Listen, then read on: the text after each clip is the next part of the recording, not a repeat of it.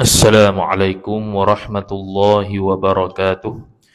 أعوذ بالله من الشيطان الرجيم. بسم الله الرحمن الرحيم. الحمد لله رب العالمين، والصلاة والسلام على أشرف الأنبياء والمرسلين سيدنا محمد وعلى آله وصحبه أجمعين. سبحانك لا علم لنا إلا ما علمتنا إنك أنت العليم الحكيم. ولا حول ولا قوة إلا بالله العلي العظيم. رب اشرح لي صدري ويسر لي أمري واحلل عقدة من لساني يفقه قولي وسدد لساني واهد قلبي بحق نبيك محمد صلى الله عليه وسلم. اللهم أغننا بالعلم وزينا بالحلم وأكرمنا بالتقوى وجملنا بالعافية. نوينا التعلم والتعليم والتذكر والتذكير والنفع والانتفاع والإفادة والاستفادة والحث على التمسك بكتاب الله وسنة رسوله صلى الله عليه وسلم، ودعاء إلى الهدى والدلالة على الخير ابتغاء وجه الله مرضاته وقربه وثوابه سبحانه وتعالى. آمين يا رب العالمين. Kita pati Muniyatul Musalli, kita jawi muka surat 6 baris 6 daripada bawah. Qala al-musannifu rahimahullahu ta'ala wa nafa'ana Allah bi'ulumihi wa bi'ulumikum wa bi'ulumi masyayikhina fid darain. Amin ya rabbal alamin. Kata pengarang Asy-Syaikh Tuan Guru Haji Abdullah Al-Jambuwi rahimahullahu ta'ala, dan minta jadi sembahyang kami dan kamu khusyuk tanpa apa tu? Dan minta kekal di hati kami dan kamu dengan menanti-nanti sembahyang yang kedua. Jadi ini masih lagi nukilan daripada pengarang asal, iaitu Syekh Daud Al-Fattani rahimahullahu ta'ala. Ini masih lagi dalam muqaddimah asal musannif. Jadi kitab kita ni pengarang dia kata dulu bahawasanya dia hanya meringkaskan ataupun memudahkan pembicaraan dalam kitab Muniyatul Musalli, dan ada sedikitlah tambahan-tambahan yang dia akan buat yang tak ada dalam kitab Muniyatul Musalli, dan benda tu penting. Maka ni masih lagi dalam doa Syekh Daud Al-Fattani rahimahullah. Dia kata, dan minta jadi sembahyang kami dan kamu. Kami ni dia lah, Syekh Daud sendiri, dan kamu. Kamu ni orang yang baca, orang yang belajar, orang yang mengajar, masuk belaka. Minta jadi sembahyang kami dan kamu tu khusyuk. Khusyuk tu dalam kitab kita, kitab fiqh tu ulama khilaf, wajib ke sunat. Imam Ghazali rahimahullah ta'ala berpendapat bahawasanya khusyuk itu rukun sembahyang. Tapi pandangan mu'tamad madhab Syafi'i, Imam An-Nawawi rahimahullah ta'ala sebut dalam kitab Al-Majmu' Syarhul Muhadzab, dia kata pandangan mu'tamadnya sunat sahaja, bukannya wajib. Lepas tu khusyuk tu apa dia? Dia jelaskan tetap hati anggota. Yang ni dari sudut anggota zahir tak bergerak selain daripada gerak sembahyang. Dalam hati kita tak memikirkan selain daripada apa yang berkaitan sembahyang. Jadi contohnya kalau kita baca Fatihah tu, Al-Fatihah tu, maka kita pun bila kita baca Al-Fatihah tu sambil-sambil baca, sambil-sambil kita lalu makna dalam hati. Sebab tu kita penting kalau tahu makna tu, bukan sekadar sembahyang ya, subhana rabbil a'la, subhana rabbil a'la. Jadi boleh beli terjemahan zikir-zikir ataupun surah-surah bacaan lazim dalam sembahyang, terjemahan dia, supaya kita tahu benda yang kita baca tu apa dia. Takkan sampai sudah tak tahu. Benda mudah ya, benda ringkas, tiap-tiap hari buat 17 kali jumpa. Tu paling kurang 17 kali tu. 17 rakaat rukun fardu sembahyang. Kalau tambah hak sunat lagi, kau banyaklah. Jadi kita kena masuk khusyuk ataupun tetap hati ni tak dapat tidak hati tu hanya memikirkan perkara yang berkaitan dengan sembahyang sahaja. Antaranya makna-makna bacaan dalam sembahyang. Ataupun tinggi sikit lagi dalam hati dia itu tak ada benda lain selain Allah Ta'ala. Tu tinggi lagi lah. Sehingga kan Nabi SAW boleh terlupa dalam semayang kerana terlalu asyik dengan Tuhan. Maka berlakulah apa yang berlaku, iaitu Nabi SAW kadang-kadang tertambah rakaat, Nabi SAW kadang-kadang terkurang rakaat. Dalam masa yang sama, perbuatan tersebut ataupun perkara tersebut berlaku kerana untuk menunjukkan kepada umat dia kalau lupa nak buat apa. Kemudian kata musannif rahimahullahu ta'ala, dan minta kekal di hati kami Syekh Daud, dan kamu, kita semua ni, dengan menanti-nanti sembahyang yang kedua. Jadi dia minta doa pada Allah Ta'ala supaya di hati kita ni sentiasa ternanti-nanti sembahyang yang seterusnya. Jadi contoh sekarang ni habis dah maghrib, kita ternanti-nanti untuk sembahyang isyak. Lepas tu lepas habis isyak, kita ternanti-nanti untuk sembahyang subuh. Biasanya mudah berlaku begini bila kita pergi Mekah lah. Pergi Mekah tu semua macam singkat berlaku. Sebab kena pergi awal. Tak pergi awal penuh. Kena pergi sejam awal. Kalau nak duduk depan-depan tu. Kalau tak duduk depan, duduk atas lantai tu, tanah ke apa ke, lambat sikit habis. Kena atas panas. Jadi kita akan pergi sejam sebelum contohnya. 30 minit sebelum contohnya. Takkan pergi waktu-waktu nak azan tu baru terkalut nak pergi. Tak ada dah orang. Tak ada tempat dah.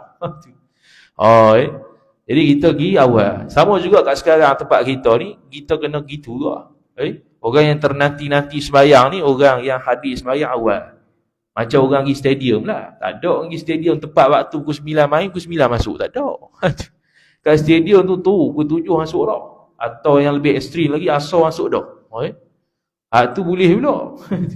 Kalau bak mayang, bak ngaji ke apa ke, Allah, lonlai rasa macam apa lah sangat. Mayang tiap hari aku jumpa. Kalau semayang kita buat macam pergi stadium tu, hebat. Pahala banyak. Kemudian dia kata menanti-nanti sembahyang yang kedua, kemudian daripada sembahyang yang pertama. Sembahyang pertama, sembahyang yang dia telah buat lah. Sembahyang yang kedua, sembahyang yang akan datang. Begitu jugalah kalau sembahyang sunat, dia ternanti-nanti dan tertunggu-tunggu untuk masuk waktu sembahyang sunat yang seterusnya. Habis, kerana Tuhanlah suruh hamba dalam Quran. Hamba ni makhluk lah, manusia, jin dan manusia. Kerana Allah Ta'ala tidak suruh makhluk dia selain daripada jin dan manusia. Tak ada. Dua ni mukallaf. Malaikat Allah Ta'ala suruh juga, tapi suruh benda lain. Bukan suruh semayang. Malaikat Allah Ta'ala suruh benda lain. Contohnya malaikat Izrail cabut nyawa. Tu dia punya ibadat dia. Dia patuh perintah Allah Ta'ala suruh cabut nyawa. Cabut nyawa kerja dia. Daripada hidup sampai ke mati. Cabut nyawa kerja dia. Ada yang malaikat ditugas kepada Allah Ta'ala suruh berzikir subhanallah saja. Subhanallah lah sampai kiamat. Nanti dalam kitab Mu'minul Musalli dia akan sebutlah peristiwa Isra' dan Mi'raj yang Nabi SAW jumpa malaikat satu langit demi satu langit. Tengok keadaan malaikat peseng macam-macam. Ada yang berdiri sampai kiamat, ada yang zikir saja sampai kiamat, subhanallah. Ada yang sujud saja sampai kiamat, ada yang duduk iftirash saja sampai kiamat. Begitulah. Sehingga Nabi SAW bercita-cita dalam hati untuk nak ada posisi ibadat yang seperti mana malaikat. Maka terjadilah sembahyang. Kerana Tuhanlah suruh hamba di dalam Quran yang mulia dengan firman-Nya, firman Allah, hafizu 'alas salawati was salatil wusta. Peliharalah mu wahai orang mukmin akan sembahyang waktu yang 5. Lebih lagi, lebih lagi sembahyang asar. Tu diterjemahkan, ditafsirkan daripada as-salatil wusta. As-salatil wusta khilaf ulama. Dia tu apa hakikat dia? Ada lebih kurang 15 pandangan. Tapi pandangan yang dipilih dan kuat ialah sembahyang asar. Kerana dia pertengahan antara siang dan malam.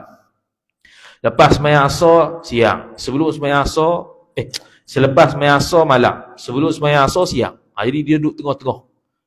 Nak pergi ke malam tidak, nak pergi ke siang awal pun tidak. Jadi dia duduk tengah-tengah. Itu wusta, tengah lah maksud. Maksud wusta ni tengah. Ada yang kata waktu subuh. Kerana maghrib dan isyak waktu malam, zuhur dan asar waktu siang. Subuh tu tengah-tengah. Jadi tengah-tengah khilaf berlambak lah. Ada 15 lebih pendapat. Ada yang kata sembahyang raya, macam-macam lah. Jadi pandangan kita dalam kitab kita ni, dia pilih sembahyang asar, dan pandangan itulah pandangan yang kebanyakan ulama pilih. Jadi semayang al-wusta ni semayang asar. Wajib dipelihara. Dia suruh wajib pelihara. Kerana Allah Ta'ala sebut hafizu. Hafizu ni panggil, kalau bahasa Arab, fi'lul amar. Fi'lul amar ni suruhan. Bila suruhan, asal suruhan ni wajib. Kalau tidak ada dalil lain yang mengatakan sunat ataupun harus, maka dia jadi wajib. Jadi semayang 5 waktu wajib. Dia asal semayang tu 50 waktu. Sekali pun dia akan cerita dalam kitab ni peristiwa Mi'raj tu, yang Nabi SAW turun, Nabi Musa minta diskaun, dia naik semula. Turun, naik semula. Turun, naik semula, jadi 5.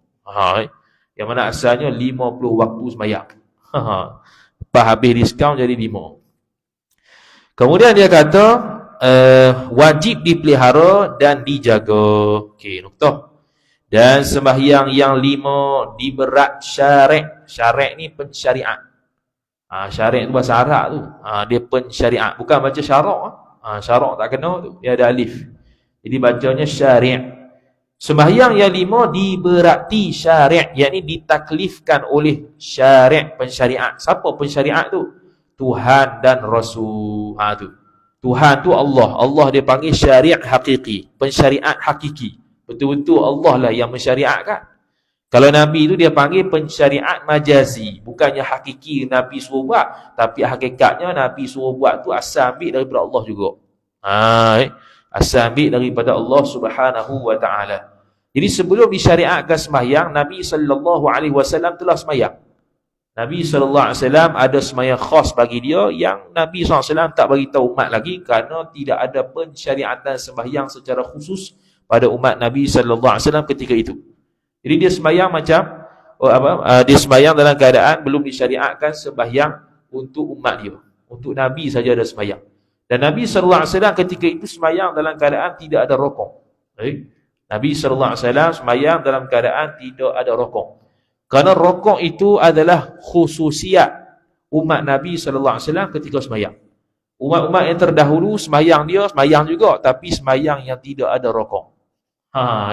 Umat Nabi SAW sahaja yang sembahyangnya ada rokok.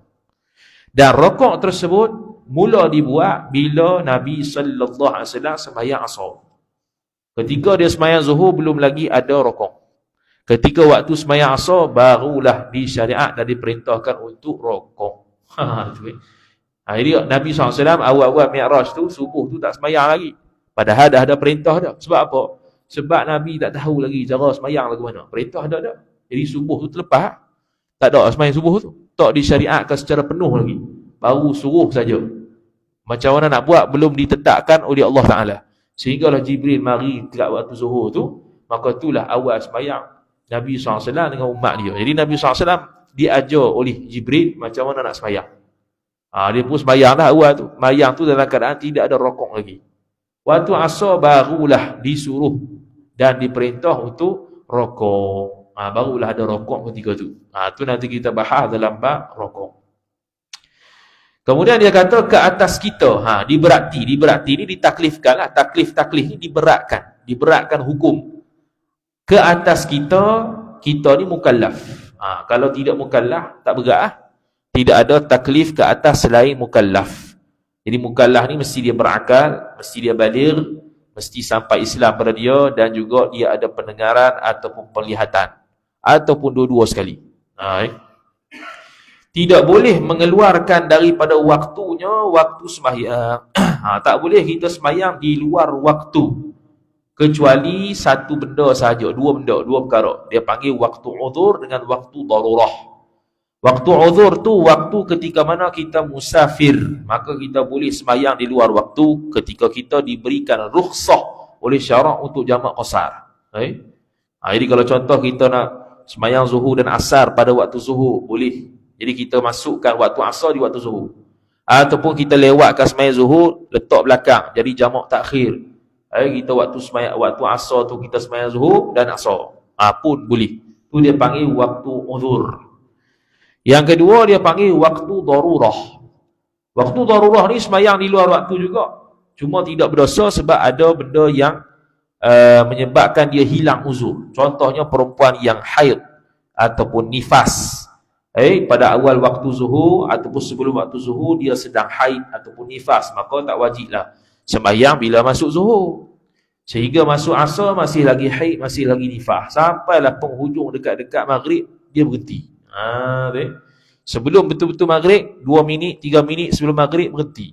Maka bila dia berhenti, dia tahu suci, maka dia wajib qada semula sembahyang zuhur tadi dan wajib sembahyang asar. Dua tu kena sembahyang. Sebab apa dua tu kena sembahyang? Kerana sembahyang zuhur dan asar ni ialah sembahyang yang boleh dijamakkan. Maka ketika mana dia suci daripada haid, sebelum masuk maghrib, maka dia wajibkan ke atas dia itu qada sembahyang zuhur, dan kalau tak sempat sembahyang asar pada waktunya, maka dia pun kena qada asar. Kemudian sembahyanglah maghrib macam biasa. Sebelum sembahyang tu mandi wajib dulu. Tu nanti dalam bab waktu sembahyang. Dia adalah pembahagian waktu sembahyang tu, waktu darurah, waktu uzur, waktu afdal dan sebagainya. Kemudian dia kata walau mana-mana masa sekalipun. Walaupun mana-mana masa, jangan tinggal sembahyang. Tinggal sembahyang tu berdosa. Waktu bekerja, tu contoh walau mana-mana masa. Contohnya waktu bekerja. Daripada pukul 8 sampailah pukul 5 petang, kita tak sembahyang zuhur, tak sembahyang asar contohnya. Itu berdosa. Sebab tu dia kena belajar bab sembahyang. Kalau ketika sibuk, macam mana nak sembahyang?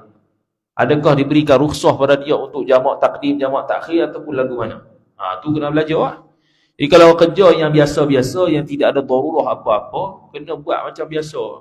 Dia kena cari peluang dan cari ruang untuk dia sembahyang. Kalau makan pun ada waktu, takkan sembahyang tak ada waktu. Sembahyang 2 minit, kalau tinggal rukun saja pun 2 minit selesai dah. Kalau punya sibuk sangat lah. Bentang sejadah mana-mana tu 2-3 minit selesai dah 4 rakaat kalau buat rukun saja. Tu kalau tak sempat sangat lah, punya tak sempat, sibuk. Tapi kalau dia punya waktu makan rehat tu lebih daripada waktu zuhur dah, memang confirm boleh sembahyang zuhur, tak ada masalah dah. Tu Kecuali kalau orang tu, contoh dalam bab sembahyang Jumaat akan datang, dia ni kerja yang mana tak boleh tinggal. Dia ni kerja yang mana tak boleh tinggal. Kalau tinggal, jadi musnah. Jadi hancur kau, kena bom ke apa kau, jadi melarat kau. Maka pada waktu itu dirukhsahkan untuk dia sembahyang Jumaat, jadi tukar sembahyang zuhur. Tak payah pergi Jumaat. Tu nantilah. Jadi waktu kerja tetap wajib sembahyang. Carilah mana-mana luang, mana-mana masa wajib dia sembahyang. Waktu berjalan, waktu berjalan lah, mana-mana berjalan. Waktu susah, waktu sakit, waktu senang, waktu susah, waktu sakit, semua kena sembahyang belaka selagi mana ada akal. Sebab tu syarak memberikan cara ataupun mengajarkan cara untuk kita sembahyang ketika sakit lagu mana. Sembahyang ketika kita musafir dalam sembahyang sunat lagu mana.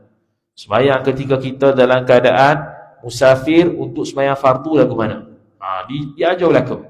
Kalau waktu sakit bukan semata-mata boleh duduk itu ya. Dia ada kadang-kadang perlu berdiri. Dengan mana kalau tak berdiri tu tidak sah sembahyang dia. Itu ramai tak tahu tu. Itu benda yang wajib tahu. Sebab dia berkaitan dengan rukun sembahyang. Dan sebarang waktu, mana-mana waktulah dia wajib sembahyang. Diwajib di atas. Di atas tu dal tu tak ada tak apa. Diwajib atas kita sembahyang dalam waktunya, waktu sembahyang. Wajib. Kecuali dua keadaan tadi, waktu uzur ketika musafir, dengan waktu darurah ketika hilang haid, hilang nifas, baru budak tu balik, baru orang kafir masuk Islam, sama hak tadi tu. Kena wajib qada semula kalau dia tu masuk Islam sebelum maghrib, kalau dia itu suci haid nifas sebelum maghrib, kalau dia tu budak yang baru balik sebelum maghrib, dia wajib sembahyang asar dan zuhur. Kemudian kata musannif rahimahullahu subhanahu wa ta'ala, tidak harus kita mengeluarkan daripada waktu sembahyang. Kalau tidak ada uzur, tak boleh keluar waktu, hukum dia haram. Hukum dia adalah haram.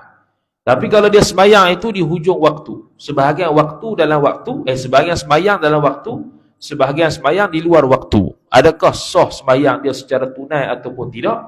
Kalau dia sempat 1 rakaat, sah sebagai tunai. Sah sebagai tunai lah. Dia tak jadi qada. Kalau tak sempat 1 rakaat, dah azan dah masuk yang waktu kedua, maka dia jadi qada. Dia jadi apa? Dia jadi qada. Sembahyang tersebut jadi qada walaupun dia niat tunai. Jadi sekurang-kurangnya 1 rakaat dalam waktu. Kan nak suruh buat gitu, nak kata hukum sembahyang tunai ataupun sembahyang qada. Dia ada kaitan qada dengan tunai. Kemudian kata musannif rahimahullahu taala, lebih lagi tinggal langsung. Lebih-lebih lagi tinggal tuih.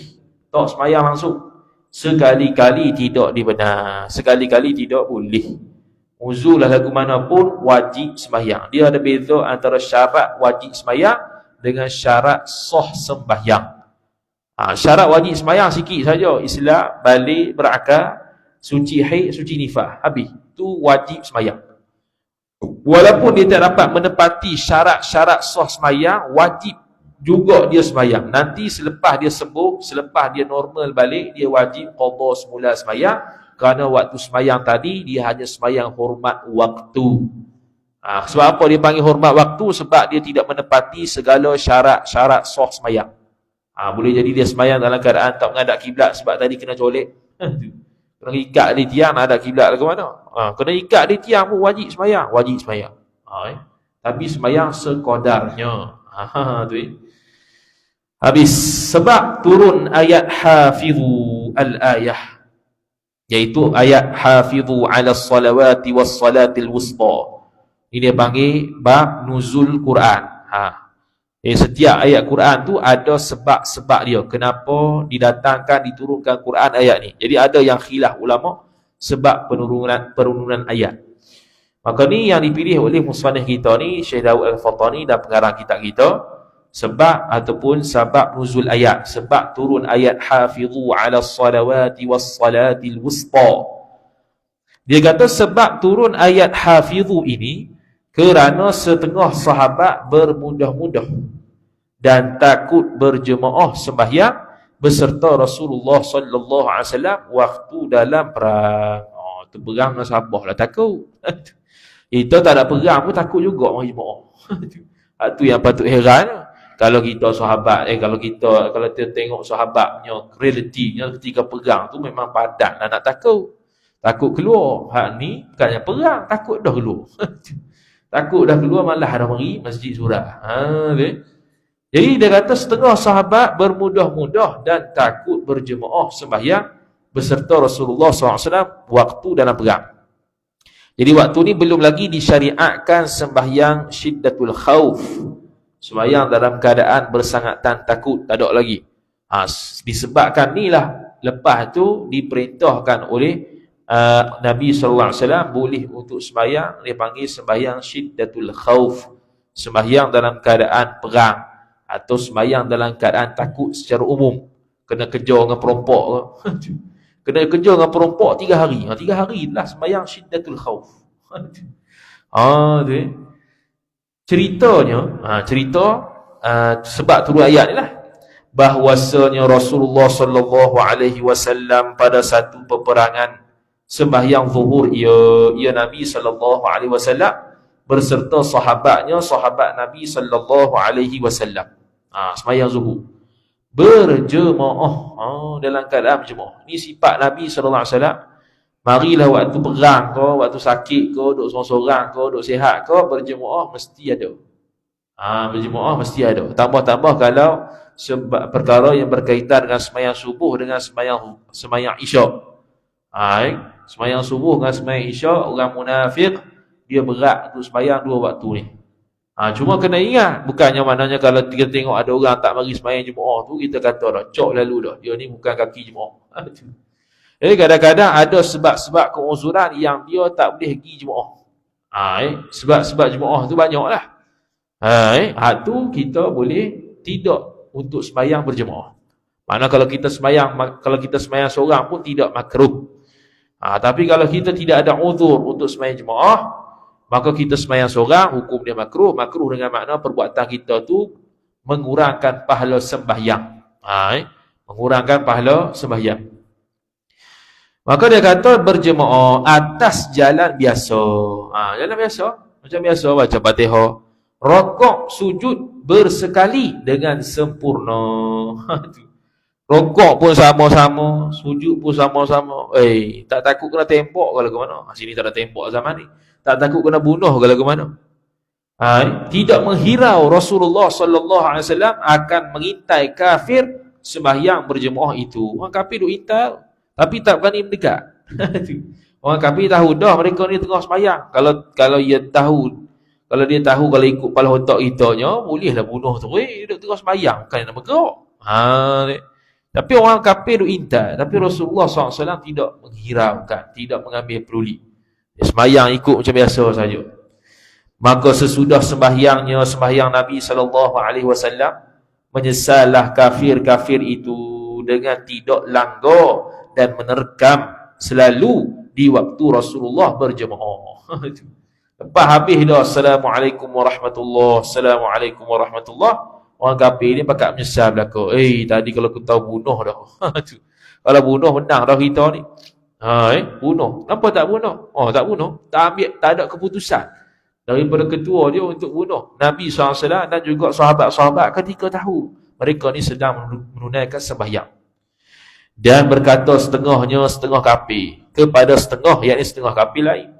Dia kata kalau kita terkam dan langgar selalu, tentu terkena pedang-pedang kita ke atas mereka itu muslimin lah, orang-orang Islam. Jadi sebahagian kata, kalau kita terkam, kita tusuk, menang dah kita ni. Tengah-tengah sembahyang bukan mereka boleh gerak, mereka tak nak gerak mana. Mereka sedang munajat pada Allah Ta'ala. Kalau kita terkam waktu tu, kita langgar waktu tu, kita tusuk pedang, menang dah kita, bunuh seorang-seorang. Kemudian berkata seorang lain, seorang kafir yang lain, dia kata, tak usahlah kita susah. Yang tak usahlah kita ni susah hati, tak payah susah hati, kerana ada lagi bagi mereka itu kaum muslimin tu sembahyang asar, yang mereka itu kaum muslimin terlebih kasih daripada ibu bapa anak isterinya. Jadi orang kafir pun tahu asar tu asar tu sembahyang yang paling disukai oleh sahabat dan Nabi SAW ketika itu. Orang kafir pun tahu. Bila kata orang kafir pun tahu, maknanya benda tersebut al-ma'lumu fid din bid-darurah. Perkara yang dimaklumi pada agama secara darurah. Darurah ni tanpa belajar, tanpa mikir pun tahu benda tu hukum daripada agama. Sampai orang kafir pun boleh tahu sembahyang tu wajib. Orang kafir pun boleh tahu, apatah lagi orang Islam mestilah boleh tahu. Maka tu dia panggil al-ma'lumu fid din bid-darurah. Perkara yang dimaklumi dalam agama secara tanpa perlu belajar, tanpa perlu fikir panjang. Tahu dah kata wajib. Maka Jibril, Jibril satu qiraat, Jibril satu qiraat. Ada macam qiraat lah, Jibril dengan Jibril. Maka Jibril ataupun Jibril pun turun ke sisi Rasulullah sallallahu alaihi wasallam. Seperti mana malaikat Jibril alaihi salam merupakan malaikat yang menyampaikan wahyu. Begitu juga Jibril alaihi salam malaikat yang meniupkan ruh. Dan juga mungkin ada tugasan-tugasan lain yang Allah Ta'ala suruh. Bukan hidup saja sekarang ni. Kerana mengajar kepada baginda kaifiat memeliharakan sembahyang di masa ketakutan perang. Jadi Jibril pun turun semula ajar kepada Nabi SAW cara-cara sembahyang ketika perang, cara-cara sembahyang ketika ketakutan perang dan lain pada perang dengan seumpama dan lain, yakni lain daripada perang. Apa lain daripada perang? Iaitu contohnya kena kerja berompak ke, kampungnya kena bakar ke, apa-apalah ketakutan-ketakutan yang menjadikan uzur untuk sembahyang macam biasa. Maka dia boleh sembahyang dalam keadaan dipanggil sembahyang syiddatul khauf. Pergerakan dia ketika itu tidak lagi membatalkan sembahyang. Itu kalau keadaan huru-hara lah. Kalau keadaan yang boleh ditenangkan lagi, dia ada cara-cara dia sembahyang secara tertib. Kalau nak berjemaah, ni kalau nak berjemaah lain pula ni. Kalau sembahyang sendiri bolehlah gerak sendiri. Ni sembahyang berjemaah ada cara dia. Macam-macam cara Nabi SAW sembahyang dalam keadaan ketakutan perang. Jadi dia kata, dengan umpama jaga seteru dengan secukup. Gitu lah. Dengan secukup lah. Betul. Dengan umpama jaga, yakni jaga ketika berjemaah tu lah. Jaga seteru, yakni jaga-jaga ni mana hati-hati terhadap musuh ketika sembahyang tu. dengan secukup ni dengan sempurna. Di tengah berjemaah sembahyang atau tidaknya tidak jaga seteru. Okey. Jadi dia nak khabar sini bahawasanya Jibril alaihi salam turun kepada Nabi sallallahu alaihi wasallam untuk memberitahu cara-cara sembahyang syiddatul khauf ataupun ketika perang ni. Jadi ada macam-macam riwayat Nabi sallallahu alaihi wasallam sembahyang ketika perang. Kita bagi sikit sajalah, dia ada belah-belah. Bagi satu dua sudah. Nanti akan datang dia bahas kot syiddatul khauf tu. Dia dalam mazhab lain-lain. Kalau mazhab Syafi'i riwayat ni dia pakai. Mazhab Hambali riwayat ni dia pakai. Jadi kita mazhab Syafi'i lah. Jadi sebahagiannya kalau dia kena tengok musuh tu ada di mana. Kalau musuh tu tidak berada di arah kiblat, maka Nabi sallallahu alaihi wasallam pernah sembahyang beberapa cara. Sembahyang yang pertamanya ialah tu imam ni sembahyang jemaah, bukan sembahyang sendiri. Sembahyang sendiri lain. Sembahyang sendiri senanglah, sembahyang sendiri gerak lagu mana pun. Ni sembahyang jemaah. Bila sembahyang jemaah makna ada tu imam, ada makmum. Jadi satu tu imam, dua saf makmum. Dua saf makmum. Ni cara pertama Nabi SAW sembahyang lah. Dua saf makmum, satu tu imam. Kemudian tu imam pun sembahyang takbir, Allahu Akbar. Ketika itu saf yang kedua ikut sembahyang dengan imam. Saf yang kedua ikut sembahyang dengan imam. Mana saf pertama tu duduk dirilah, tak sembahyang lagi. Lepas habis tu imam salam, Assalamualaikum warahmatullahi, Assalamualaikum warahmatullahi, maka bergantianlah saf pertama yang kedua tadi tu, dia pula pergi depan, saf kedua saf yang pertama tak sembahyang lagi tu patah balik belakang, dia pula sembahyang dengan tu imam sekali lagi. Tu imam tu sembahyang dua kali. Tu imam tu sembahyang dua kali. Jadi dia pun sembahyanglah sampailah salam. Tu sembahyang yang kaifiat pertama, sembahyang ketakutan, takut perang. Tu sembahyang yang pernah didirikan oleh Nabi SAW ketika perang, dia panggil perang Baitun Nakhl. Peperangan Baitun Nakhl. Tu cara yang pertama.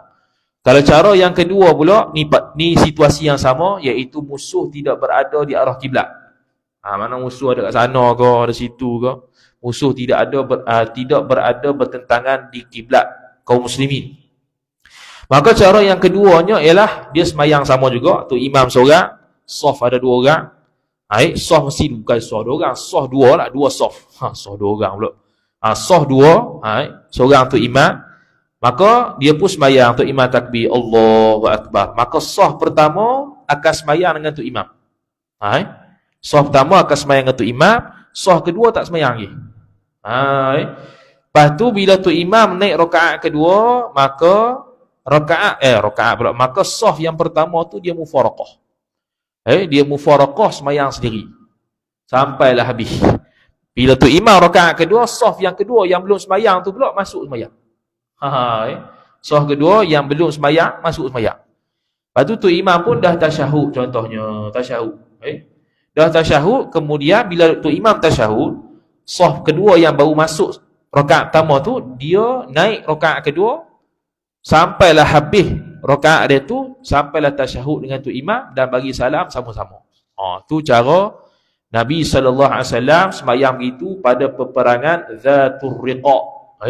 Nama peperangan tu peperangan Zatul Riqa. Itu pula cara Nabi SAW sembahyang ketika musuh tidak berada di arah kiblat. Dia macam sempoi tu. Kalau musuh ada di arah kiblat pula lain pula. Macam sama juga tu imam satu, saf ada dua. Maka kalau untuk musuh yang berada di hadapan kiblat kita, maka dua saf ni akan sembahyang serentak. Dua saf ni akan sembahyang serentak. Lepas tu bila tu imam sujud untuk rakaat pertama, maka saf yang pertama saf yang pertama ikut rukuk, ikut sujud bersama dengan tu imam. Ikut sujud bersama dengan tu imam, dan saf kedua belum lagi sujud. Saf kedua belum lagi sujud. Lepas tu ikutlah tu imam saf pertama tu. Duduk antara dua sujud semula, naik rakaat kedua, yang tadi saf pertama yang iktidal tu baru sujud. Sujud sampailah dia mendapati imam qiyam. Lepas tu sekali tu imam rokok, tu imam sujud. Bila tu imam sujud saja, saf yang kedua pula i'tidal, saf yang pertama pula turun sujud bersama dengan tu imam. Sampailah tasyahud, maka saf yang seterusnya yang masih i'tidal turun sujud, duduk antara dua sujud, sujud semula dan tasyahud. Lepas tu imam bagi salam, dua-dua saf tu bagi salam serentak. Tu cara, salah satu cara Nabi sallallahu alaihi wasallam sembahyang ketika musuh berada di hadapan kiblat, yang dinamakan, dia panggil sebagai peperangan Usfan. Peperangan di Usfan. Jadi macam-macam lah riwayat berkaitan dengan sembahyang ketika takut ni. Jadi kita ni jarang berlaku ni. Kemudian kata musannif rahimahullahu ta'ala, mana dia? Habis. Dengan firmannya, firman Allah Ta'ala di akhir ayat hafizu tadi, Allah Ta'ala kata gini, wa in khiftum farijalan aw rukbana. Tu pensyariatan sembahyang ketika takut. Bermakna firman Allah, kalau kamu takut umpama perang, maka harus kamu berjalan. Tu kalau main seorang lah jalan tu. Atau menunggang, iaitu tunggang kenderaan. Kita dalam kenderaan sambil sembahyang. Contoh ni kereta kebal, mayang lah tu. Tak apa. Ketika syiddatul khauf. Tapi kalau ketika berjemaah macam tadi tu, itulah antara cara dia. Dalam sembahyang kamu untuk menjaga seteru, untuk hati-hati daripada musuh dan melawan seteru, melawan musuh tadi. Jadi itulah cara-cara sehingga kan sampai tahap nak perang pun ada cara sembahyang yang tersendiri. Nak masuk tandas pun ada cara yang tersendiri. Nak masuk masjid ada cara tersendiri. Jadi semua Islam ajar berlaku. Daripada start bangun tidur sampai tidur semula, semua Islam ajar berlaku. Bila tidur nak baca apa, bangun tidur nak baca apa, habis berlaku dah. Sehingga ada kitab namanya Al-Adhkar An-Nawawiyah. Imam Nawawi susun riwayat-riwayat hadis Nabi SAW berkaitan doa dan zikir saja. Dan Syekh Qadir Mandili rahimahullah ada kitab namanya Senjata Untuk Lebay. Kitab Jawi, Senjata Untuk Lebay, dia macam Al-Adhkar juga, menghimpunkan doa-doa, zikir-zikir dalam kitab tu. Kitab tu kitab Jawi. Dia bagi tahu lah ni doa untuk sekian-sekian. Dia pupuk mari doa dalam bahasa Arab tu. Tu tebal kot lah kitab tu, Senjata Untuk Lebay tu. Kemudian dia kata, wahai muslimin, wahai orang-orang Islam, orang Islam kafir pun tahu kelebihan sembahyang dan kamu, yakni dalam keadaan kamu sendiri tidak tahu. Pelik Orang kafir tahu kata asal ni orang Islam sangat menjaga sembahyang tu. Apatah lagi kita hak yang Islam kalau tak tahu ke, ataupun kita tahu tapi tak sembahyang, teruklah kita ni. Sampai hak kafir pun tahu, kita tak tahu. Benda yang tiang agama Islam pun tak tahu. Pagak. Tu orang yang tak sembahyang fasik dalam mazhab Ahlus Sunnah wal Jamaah, mazhab Syafi'i. Dia tak kafir lagi lah, kecuali sebahagian pendapat ulama kata kafir. Kafir dengan sebab tak sembahyang, bukan kafir sebab murtad. Kafir sebab tak sembahyang. Kalau kita kafir ni nikmat, mak tu dia tidak kafir. Dia kafir nikmat ni fasik saja. Dia ada nikmat tubuh badan. Syekh Nawawi Al-Bantani rahimahullah sebut dalam kitab Bahjatul Wasail, sembahyang ni ibadat tubuh badan. Ibadat seluruh tubuh badan. Dia bukan tangan saja, mulut saja tak. Seluruh tubuh badan. Jadi kalau dia tidak melaksanakan sembahyang, makna dia telah kufur nikmat yang Allah beri satu badan dia. Maka mazhab Syafi'i mengambil pendapat, memahami hadis Nabi yang kata kafir tu, kafir nikmat, bukan kafir iman. Tanpa menafikan, sebagian ulama kata kafir iman sebab dia tidak sembahyang. Tu. Kalau kita mazhab Syafi'i tak kafir, melainkan dia kata aku tak wajib sembahyang. Itu baru kafir. Itu baru kafir. Tapi kalau dia kata aku wajib sembahyang, malah itu fasik lah. Beza dengan Khawarij. Khawarij semua dosa besar fasik, kafir berlaku. Semua jenis dosa kafir berlaku. Tak ada sikit habuk pun. Ihsan, dosa kecil tu, fasik ke apa, tak ada. Kafir berlaku setiap benda dosa. Tu teruk sangat lah tu. Tu bukan Ahlus Sunnah wal Jamaah. Maka hendaklah kamu bersungguh mengaji. Suruh mengaji bukan mengaji Quran ni, belajarlah berkitab tu. Dia beza dengan ceramah. Ceramah dengan mengaji lain. Kalau ceramah dengar saja, mengaji ni dia tengok ada kitab. Oh ni, kitab ni jadi panduan dia apa yang nak dicakap dalam kuliah tu. Sebab tu kalau tauliah tu ada dua. Pertama ceramah, kedua kuliah berkitab. Tauliah ceramah dan yang kedua berkitab. Berkitab tu kitab lah. Ceramah belum tentu berkitab. Ceramah tu ceramah ya ikut mulut ya. Dia tak ada kitab yang tertentu yang dia baca untuk jadi disiplin sampai khatam, tak ada. Beza tu kuliah berkitab dengan kuliah ceramah lain.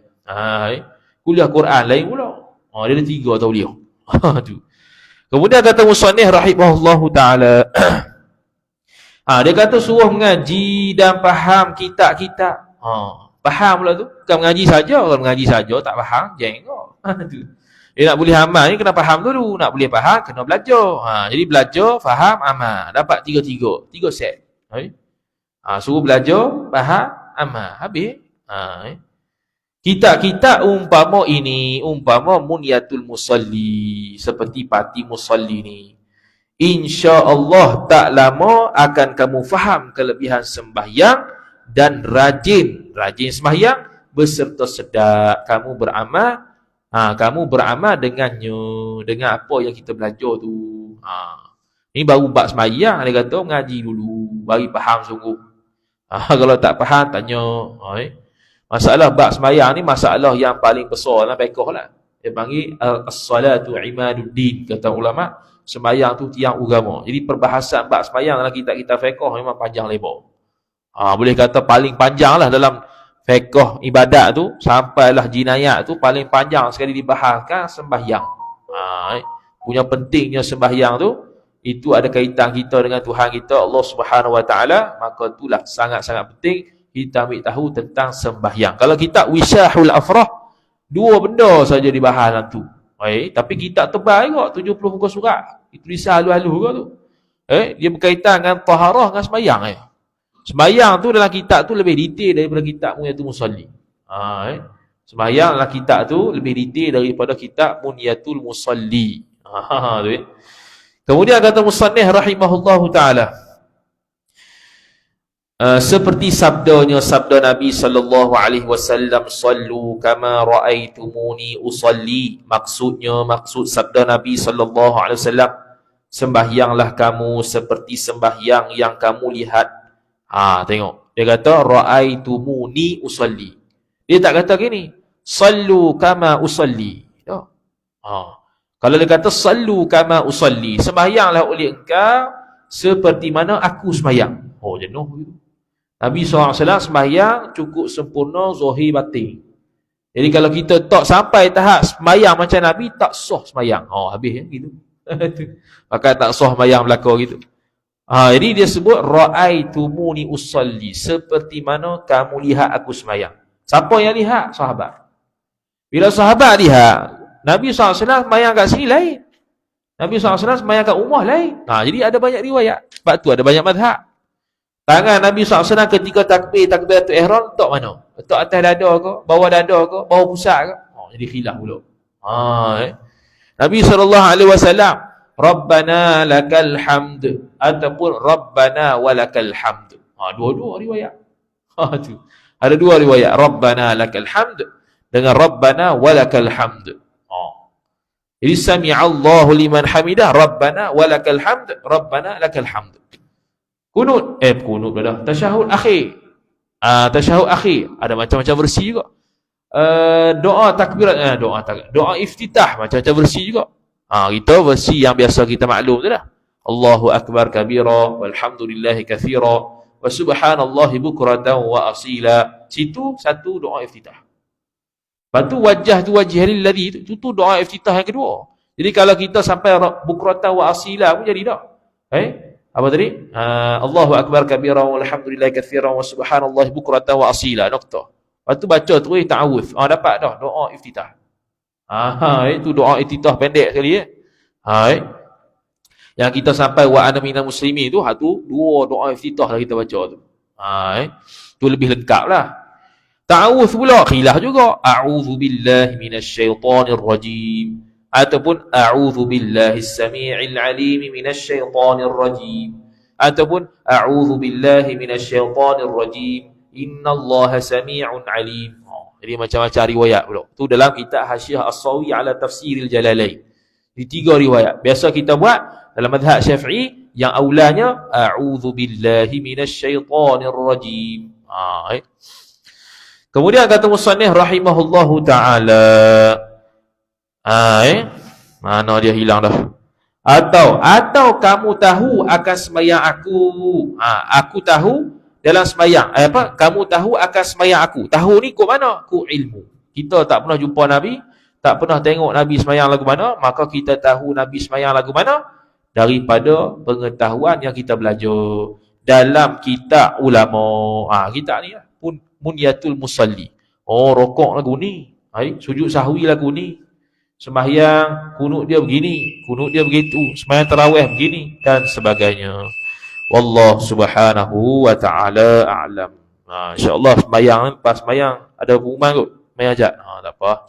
Wallahu ta'ala a'lam. A'udzu billahi minasyaitonir rajim. Bismillahirrahmanirrahim. Alhamdulillahi rabbil alamin wassalatu wassalamu ala asyrafil anbiya'i wal mursalin sayyidina Muhammadin wa ala alihi wa sahbihi ajma'in. اللهم زدنا علما وارزقنا فهما اللهم زدنا علما وارزقنا فهما اللهم زدنا علما وارزقنا فهما وصلى الله على سيدنا محمد وعلى آله وصحبه وبارك وسلم والحمد لله رب العالمين والسلام عليكم ورحمة الله وبركاته.